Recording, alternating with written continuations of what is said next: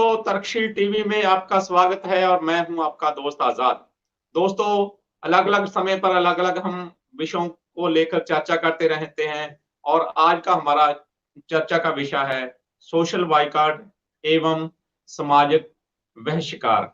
तो इसमें क्या होता है कि हम पंजाब में क्या, हरियाणा में क्या, महाराष्ट्र में क्या, पूरे इंडिया में ये जो समस्या है ये पाई जाती है। चाहे आज़ादी को मिले हुए हमें बहुत सारे समा हो गया और बहुत सारे ऐसे कानून भी हैं जिससे आप किसी के साथ भेदभाव नहीं कर सकते, उसको अपने गाँव से, उसको समाज से अलग नहीं कर सकते। लेकिन फिर भी ऐसा चलता है कि किसी न किसी रूप में ये जो सोशल एक्सक्लूज़न है, जिसे हम सामाजिक बायकॉट कहते हैं, ये किसी न किसी रूप में चल रही है। कुछ समय की बात है कि पंजाब के एक जिले में, एक गाँव में जो उच्च जाति के लोगों ने उस गाँव की जो वाटर टैंक है वो बंद कर दिया था और 3-4 महीने वो बंद किया रहा, जिसकी जिसकी वजह से समाज का एक खास वर्ग, जिनके पास वाटर टैंक के बिना और कोई भी सुविधा नहीं थी, उसका समझे तो एक तरह से सामाजिक बायकॉट हो गया। इसी तरह की एक और घटना हुई जिसमें गाँव के लोगों ने किसी खास भाईचारे का बायकॉट किया। वहाँ पर पैम्फलेट बना के गाँव के दीवारों पर लगाए गए, वहाँ पर गुरुद्वारे में इसकी अनाउंसमेंट करवाई गई।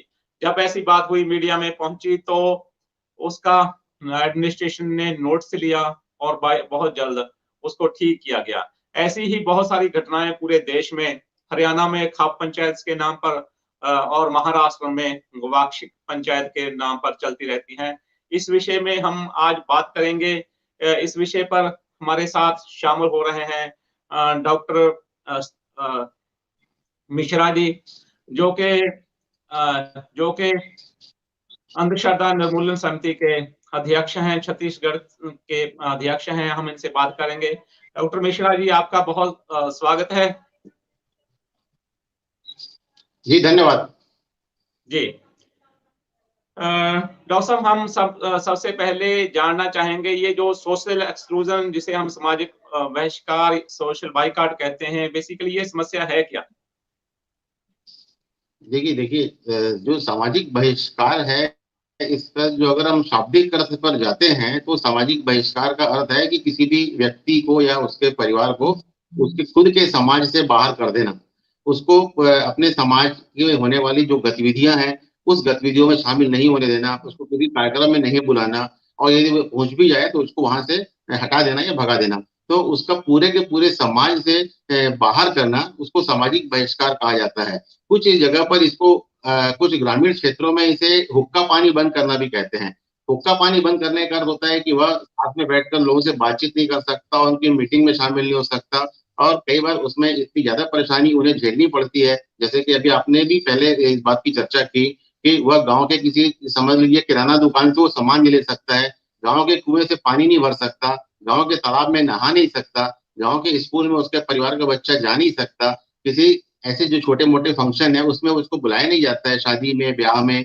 यहाँ तक कि कई मामले ऐसे भी हुए हैं हमारे सामने जिसमें अगर उसकी किसी के परिवार में व्यक्ति की मृत्यु भी हो जाती है, तो उसको उसकी अंत्येष्टि में भी भाग लेने को मना किया जाता है। इस प्रकार से जो सामाजिक बहिष्कार है वो व्यक्ति के लिए जीते जी मृत्यु दंड के समान होता है। जी। डॉक्टर साहब, भारत में ये जो सामाजिक बायकॉट की बात है, ये भारत के किन राज्यों में ये सबसे ज़्यादा चल रहा है आजकल?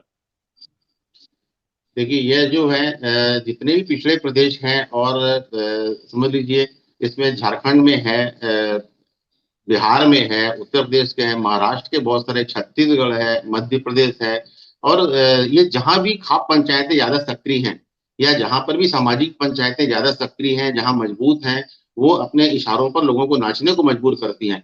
उन जगहों पर उनको एकजुट होकर के वे पंचायतें एकजुट हो जाती हैं किसी बात पर भी और वे उस किसी एक ऐसा व्यक्ति जो उनकी बातों को मानने से मना करता हो, जो अपनी खुद की इच्छा से रहना चाहता हो, उसको रहने नहीं देती और उसका बहिष्कार करती हैं। यह तकरीबन सभी प्रदेशों में कुछ न कुछ मात्रा में शामिल है।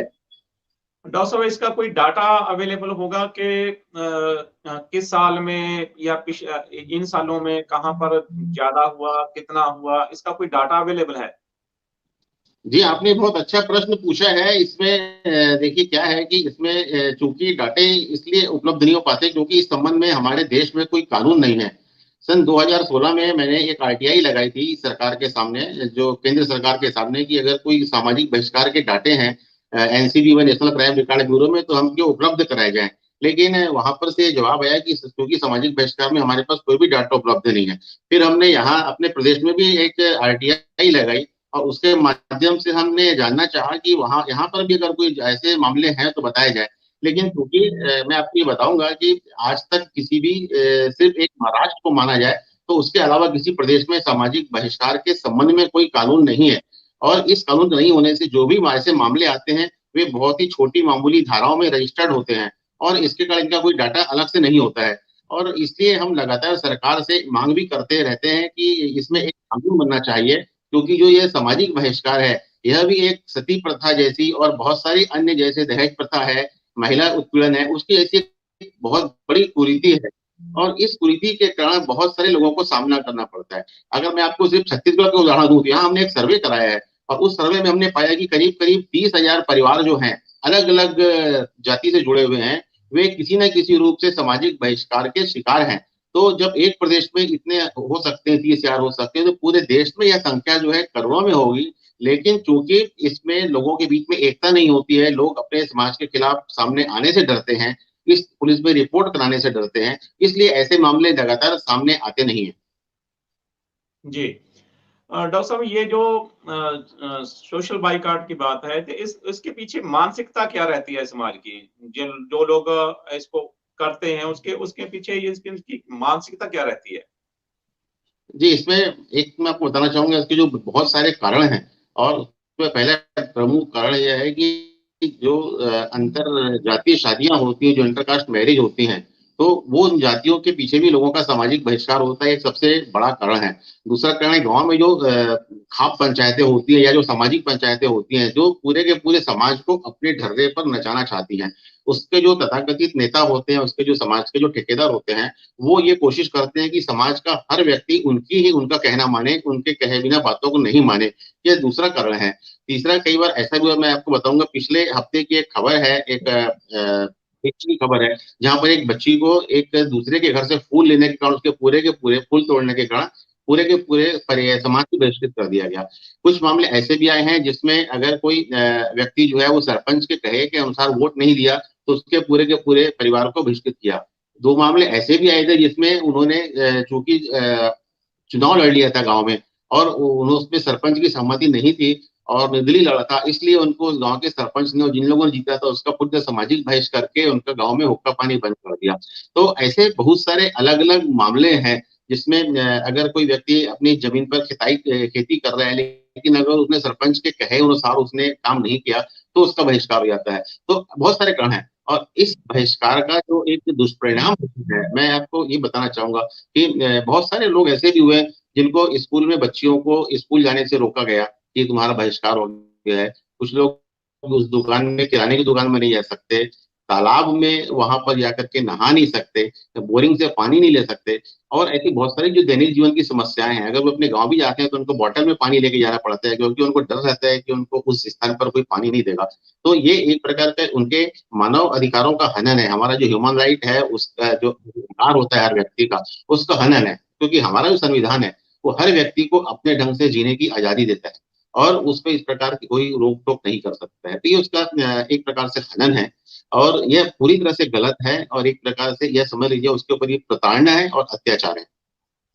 जी। तो डॉक्टर साहब, जैसे कि आपने बताया कि ये जो प्रॉब्लम है ज़्यादा करके पछड़े राज्यों में या पिछड़े एरियाज़ में ज़्यादा है। तो जी। शहरों में इसकी स्थिति क्या है? या ऐसे ही समझ लें कि शहरों में इसका रूप कोई और सा होगा, क्या क्या क्या स्थिति है शहरों की? शहरों में थोड़ा-सा अलग है। शहरों में चूँकि क्या है कि आजकल जो नई कॉलोनियाँ बनती हैं, ये नए जो रहने के क्षेत्र विकसित होते हैं, उसमें बिना किसी जात-पात के, बिना किसी आधार के उसमें लोगों को जो फ्लैट मिलते हैं, मकान मिलते हैं, इसलिए उसमें वो बहिष्कार उतना ज़्यादा प्रभावी नहीं हो पाता है, कम प्रभावी होता है। लेकिन चूँकि गाँव में एक जाति के नाम पर एक मोहल्ला होता है, जैसे समझ लीजिए वहाँ पर कोई मोहल्ला जो है वो जाट के नाम पर है, कोई मोहल्ला ब्राह्मणों के नाम पर है, कोई मोहल्ला मुस्लिमों के नाम पर है, उस क्षेत्र में उनकी सामाजिक पंचायतें चलती हैं। खाप पंचायतें चलती हैं, तो उसपे बहुत ज्यादा प्रभावी होता है, क्योंकि उस क्षेत्रों में व्यक्ति का जो जीवन एक होता है वो पूरे अपने समझ लीजिए समाज के आधार पर ही चलता है। और अगर कोई समाज है वो नहीं एक व्यक्ति को बाहर कर देता है समाज से, तो आप समझ सकते हैं कि उसको कितनी प्रकार की तकलीफों का सामना करना पड़ सकता है उसके परिवार को। और कुछ मामले ऐसे भी हमारे सामने आए हैं जिसमें उनको पीढ़ी दर पीढ़ी बहिष्कृत करके रखा गया। ऐसा नहीं कि अगर एक व्यक्ति ने इंटरकास्ट मैरिज की या उसने कोई गलती की तो उसको बहिष्कृत किया गया। ऐसा भी हुआ है कि उसके बाद में उसकी जो अगली पीढ़ी है, अगली जनरेशन है, उसको भी कहा गया कि तुमको यही मानना पड़ेगा, बहिष्कार मानना पड़ेगा। उसके बाद की पीढ़ी को भी, तो ऐसे लोग हैं जो 50-50 सालों से उस समाज से बहिष्कृत हैं। और ऐसे लोगों के लगातार हमारे पास में एप्लीकेशन आते हैं, हम उनके लिए काम करते हैं, हम उनके लिए मदद करते हैं।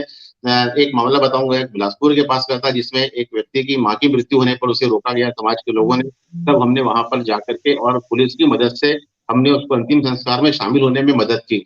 तो ऐसे बहुत सारे अलग अलग मामले हैं। कई बार उनको एक और मामला था जिसमें एक व्यक्ति की मृत्यु हुई, उन्होंने कहा गांव में इसका अंतिम संस्कार नहीं कर सकते। यह 2007 की बात है। इस 2007 की जो घटना हुई इसमें जब मुझे पता चला, वहां से फोन आया उस गांव से, तेंदुआ नाम का गांव है, कि वहां पर एक व्यक्ति हुई है और उसकी जो पत्नी है वो 24 घंटे से परेशान है कि उसको कोई दाह संस्कार करने के लिए गांव में मदद नहीं कर रहा है। तब हम जब वहां पर गए तो हमने देखा कि उस व्यक्ति की जो लाश थी वो वहां पर घर में ही रखी हुई थी और उसके घर में कोई नहीं था। लोग आ जा रहे थे लेकिन मदद नहीं कर रहे थे। फिर हमने एक संस्था के माध्यम से उसका अंतिम संस्कार कराया और उसके 2007 के बाद में ही हमको लगा कि नहीं, बहुत बड़ी परेशानी होने वाली है, क्योंकि जैसे जैसे शिक्षा बढ़ रही है, इंटरकास्ट मैरिज का चलन बढ़ रहा है, जात पात की भी बात कई बार बहुत सारे शहरों में अब कम हो रही है, लेकिन क्योंकि ग्रामीण क्षेत्रों में यह मानसिकता अभी भी जीवित है। और इसको जीवित रखने के पीछे जो समाज के जो कर्णधार होते हैं, जिनको हम उनके नेता कहते हैं, वो लोग का बहुत बड़ा जोर रहता है, क्योंकि वे नहीं चाहते कि उनकी समाज से पकड़ छूटे। और जो यह पकड़ होती है, यह कई बार वो 20-20 साल तक, 25-25 साल तक वो समाज के पदाधिकारी बने रहते हैं, प्रेसिडेंट बने रहते हैं। और वे अपने हिसाब से वे जुर्माने तय करते हैं, अपने हिसाब से वे दंड तय करते हैं, जो कि पूरी तरह से यह गलत है। और सभी जगह हमने इसमें आवेदन भेजा है, केंद्र सरकार के पास, राज्य सरकार के पास, मुख्यमंत्री से मिले, गवर्नर से मिले, सभी से मिलकर। और छत्तीसगढ़ में जो है यह इसके लिए एक प्रारूप भी तैयार हुआ था, लेकिन किन्हीं कारणों से वह कानून नहीं बन पाया। लेकिन इसमें हम लोग लगातार लगे हुए हैं। पूरे देश में मैं आपको बताऊंगा कि महाराष्ट्र ऐसा राज्य है जहां पर अप्रैल 2017 में यह कानून जो बना, और सिर्फ महाराष्ट्र में यह कानून अभी बना है, लेकिन उस कानून के ऊपर भी अभी हमें भी ऐसा लगता है कि उसमें बहुत अधिक काम और बहुत अधिक प्रचार की जरूरत है। क्योंकि जब तक लोगों को इस कानून की जानकारी नहीं होगी, तब तक लोगों को ऐसे कानून का फायदा नहीं मिल सकेगा। और दूसरी बात, ऐसे कानूनों को राष्ट्रीय स्तर पे बनना चाहिए, क्योंकि इतने सारे प्रदेश हैं, अगर एक प्रदेश में कानून बनता है तो भी उससे बहुत ज्यादा लोगों का कैसे भला होगा। तो हम पूरे देश की बात करते हैं, तो उसमें हर जगह ऐसे कानून की जरूरत है। जी। तो डॉक्टर साहब ये भी बताइए कि मुझे लगता है कि जो सामाजिक लेवल पर या जैसे हम एनजीओ लेवल पर वर्क करते हैं, आपकी संस्था है, हमारी संस्था है, अलग-अलग संस्थाएं वर्क करती हैं। मुझे लगता है सोशल बाइकॉट के इशू पर शायद देश में या समाज में संस्थाएं भी मुझे लगता है संस्थागत लेवल पर इसका विरोध होना चाहिए। इसको इसके बारे में अवेयरनेस होनी चाहिए। मुझे लगता है कि संस्थागत लेवल पर इसके लिए शायद इसके खिलाफ कुछ काम नहीं हो रहा। जी। बिल्कुल आप सही कह रहे हैं। इसमें बहुत की जरूरत है, क्योंकि बहुत सारे ऐसे परिवार हैं जो हम लोगों के पास लगातार आते हैं और हमारे पास बहुत सारी शिकायतें हैं। हम उसको शिकायतों को कई बार जो एसपी रहते हैं पुलिस में उनको करते हैं, कलेक्टर को फॉरवर्ड करते हैं। तो इसमें बहुत ज्यादा से ज्यादा लोग अगर जुड़ेंगे तो बिल्कुल निश्चित रूप से जो ये आवाज है इनकी, जो इनको बहिष्कार किया गया है, एक छत्तीसगढ़ में तो एक गांव ऐसा बन गया जहां पर एक जाति के पूरे के लोग बहिष्कृत हुए। और इस सबसे बड़ी बात यह होती है कि सामाजिक बहिष्कार के मामले में कि जो पंचायतें होती है वो किसी व्यक्ति से भी नहीं डरती हैं, और कई बार वे कानून बनने में भी रोक टोक करती है, क्योंकि इसमें उनको लगता है कि वे उस पे रोक आएगी। मेरे पास में एक समाज का आंकड़ा आया है जिसमें उन्होंने बहिष्कार के बकायदा रेट तय करके रखे हैं। मैं आपको बताऊंगा कि उसमें उन्होंने लिखा है कि अगर कोई व्यक्ति अंतर्जातीय विवाह करता है तो उसको 15,000 रुपए जुर्माना देना पड़ेगा। और अगर कोई उसके कार्यक्रम में है तो उसके लिए अलग रेट तय है। अगर कोई बीपीएल कार्ड धारी है तो उससे 35,000 रुपए लिए जाते हैं। अगर कोई मध्यम वर्गीय है तो उससे 50,000 रुपए लिए जाते हैं। अगर कोई व्यक्ति उच्च शिक्षित है, अच्छा पढ़ा लिखा है, उसके बाद भी ऐसा काम करता है, तो उसको 1.5 लाख रुपए तक का उसको जुर्माना है, और कई बार उसको वहां पर माफी मांगनी पड़ती है, सार्वजनिक रूप से उसको बेइज्जत किया जाता है, लिखित रूप में उसको माफीनामा देना पड़ता है। लेकिन जब हमारी मेरा यह कहना है, जब हमारी जो केंद्र सरकार हैं, राज्य सरकारें हैं, जब वे इस प्रकार के जातीय बंधनों को प्रमुखता नहीं, हमारे देश में कानून है, कोई व्यक्ति अंतर्राष्ट्रीय विवाह करता है तो उसको प्रोत्साहन की राशि दी जाती है 2 लाख रुपए की। लेकिन यहाँ पर यह जो सामाजिक संस्थाएं, खाप पंचायतें हैं, वे उसको प्रोत्साहन देना तो दूर की बात है, वो उसको उस जगह से गांव छोड़ देती हैं, उससे जुर्माना मांगती हैं, उसको दंड देती हैं, उसके परिवार को लगातार प्रताड़ित किया जाता है। ये पूरी तरह से गैर कानूनी है और तर्कसंगत नहीं है, तर्कशीलता के खिलाफ है। जी। तो मुझे लगता है डॉक्टर साहब, ये जो आप बात कर रहे हैं, मुझे लगता है कि जो ये सामाजिक बाइकाट का मामला है, ये करने वाले जो लोग हैं, वो तो संस्थागत हैं, ऑर्गेनाइजेशन में हैं। ऐसे लीजिए कि वो पंचायत बना के बैठे हुए हैं, डोमिनेंट ग्रुप बना के बैठे हुए हैं। लेकिन जो उनका विरोध करने वाले लोग हैं, वो आपस में खिले हुए हैं, उनकी कोई ऑर्गेनाइजेशन भी नहीं है। मुझे लगता है इस पर वर्क करना चाहिए। दूसरा, मैं आपसे जो जानना चाहूंगा कि ये जो मामला है, बहुत गंभीर मामला है, अभी भी देश में चल रहा है। ये हमारे लिए, मेरे ख्याल से देश के लिए, पूरे के लिए एक शर्म की बात होगी कि आज भी लोगों को धर्म के नाम पर, जाति के नाम पर समाज से निकालने की बात चल रही है, मुझे लगता है। तो ये जो मसला है, इसको देश में, समाज से इसका जो समाधान है वो क्या हो सकता है? देखिए, इसमें सबसे बड़ी आवश्यकता है, एक तो हमारे पास में राष्ट्रीय स्तर पर एक ऐसा कानून होना चाहिए जो कि लोगों को उनके अधिकारों के बारे में उन्हें पता चले। और अगर कोई भी व्यक्ति अगर थाने में जाता है, पुलिस में रिपोर्ट करता है कि मेरा बहिष्कार हो रहा है, तो उसकी जांच और उस कानून के अंतर्गत मामला है, उससे हम देश में कितने मामले हो रहे हैं, इससे हमको सही जानकारी मिलेगी। अभी चूंकि हमको सिर्फ हमारे प्रदेश की जानकारी है, लेकिन बाकी प्रदेशों में कितने मामले आते हैं लगातार, अब समाचार पत्रों में हम देखते हैं किसी जगह पर किसी ब्लैक के बहिष्कार कर दिया गया और उसको शादी करने से रोका गया, मारपीट की गई। ऐसे अलग अलग प्रकार के मामले हैं, जातिगत मामले हैं, धर्म को लेकर के मामले हैं। और यह सिर्फ ऐसा नहीं है कि सिर्फ एक ही धर्म में है, हमारे पास ऐसे भी मामले हैं जिसमें हिंदू धर्म, जैन मत की, मुसलमान और इसी बहिष्कार के मामले और शिकायतें आई हैं। तो इसमें किसी जाति धर्म का मसला नहीं है, यह सिर्फ एक जो सामाजिक की बात होती है, तो उनके जो पदाधिकारी होते हैं, जो कई वर्षों से एक पद पर बने हुए हैं और बहुत साल तक जो बने हुए हैं, तो वो बने हुए पदाधिकारी हैं, वे पदाधिकारी। जी। जी डॉक्टर साहब। हाँ जी। जी जी। तो डॉक्टर साहब, जो इसके खिलाफ जो, जी, आपके पास हमारी आवाज नहीं पहुंच पा रही, शायद कोई दिक्कत खड़ी हो गई है।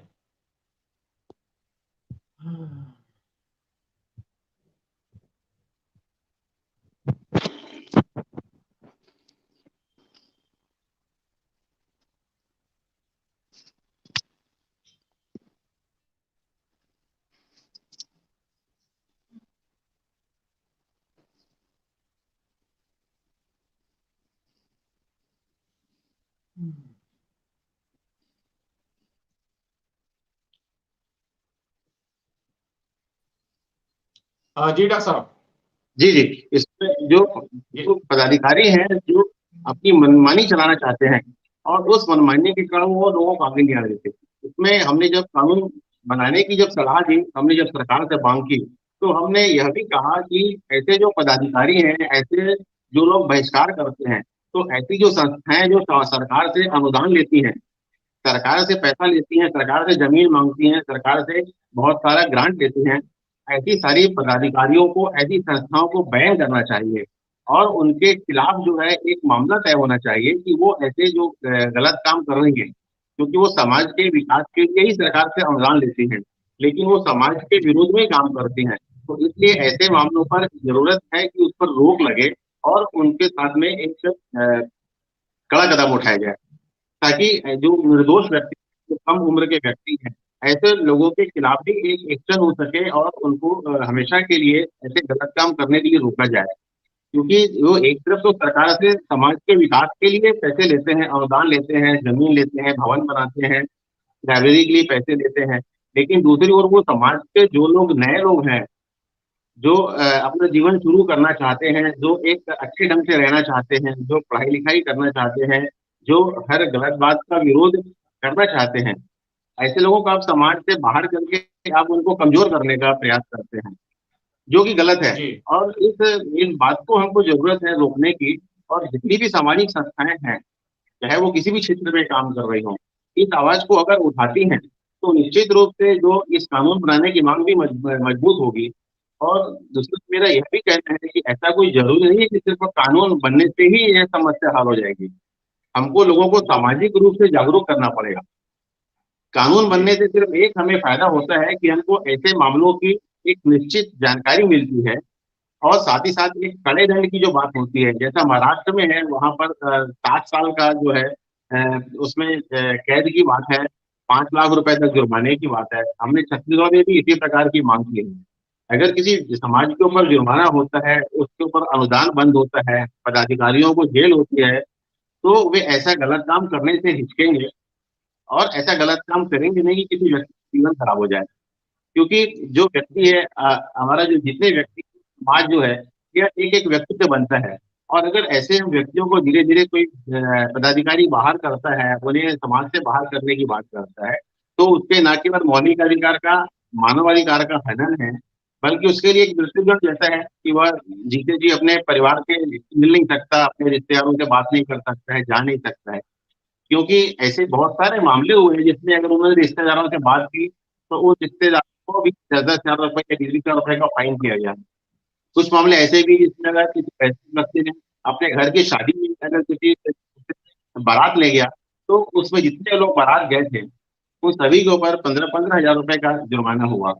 कुछ महिलाएं जो धार्मिक कार्यक्रम में शामिल हुई, उन महिलाओं पर 10,000 रुपए का जुर्माना हुआ। तो यह पूरी तरह से गलत है और तर्कहीन भी है। क्योंकि कोई भी पदाधिकारी है, वो ऐसे व्यक्तियों को जो किसी भी कार्यक्रम में जाना चाहें, सामाजिकता को बढ़ाना चाहें, उसको वो कैसे बाहर कर सकते हैं? तो यह पूरी तरह से गलत है। यह एक कुरीति है, बहुत बड़ी कुरीति है। जैसे सती प्रथा, दहेज प्रथा जैसी बहुत सारी चीजें जो हैं, बैंक प्रताड़ना है, विषक्राफ्ट वाली बात है। तो उसी प्रकार की एक बहुत बड़ी एक समस्या है, और इस समस्या को हल होना चाहिए। और ये आजकल जो हमारा ये कार्यक्रम है, इसके माध्यम से मैं सभी लोगों से ये अपील भी करूंगा कि वे एक सामाजिक बहिष्कार के संबंध में एक कानून बनाने के लिए न केवल राज्य सरकार, बल्कि केंद्र सरकार को भी एक एक पत्र भेजें, उनसे मांग करें कि यह जो सामाजिक बहिष्कार है, हमारे देश के जो नवयुवक लोग हैं, जो नई प्रतिभाएं हैं, जो जात पात पर भरोसा नहीं करते हैं, जो धर्म पर बहुत भरोसा नहीं करना चाहते हैं, वे प्रगतिशील विचारों के साथ में सिर्फ देश के लिए काम करना चाहते हैं, देश के विकास पे काम करना चाहते हैं, उनको अगर हम उसी समय में उनको अपने समाज से बाहर करने की बात करते हैं, उनको जात से बाहर करने की बात करते हैं, तो वो बिल्कुल उचित नहीं है, ठीक नहीं है, गलत है वो। जी जी जी डॉक्टर साहब, आपने हमारे साथ इस विषय पर बात की।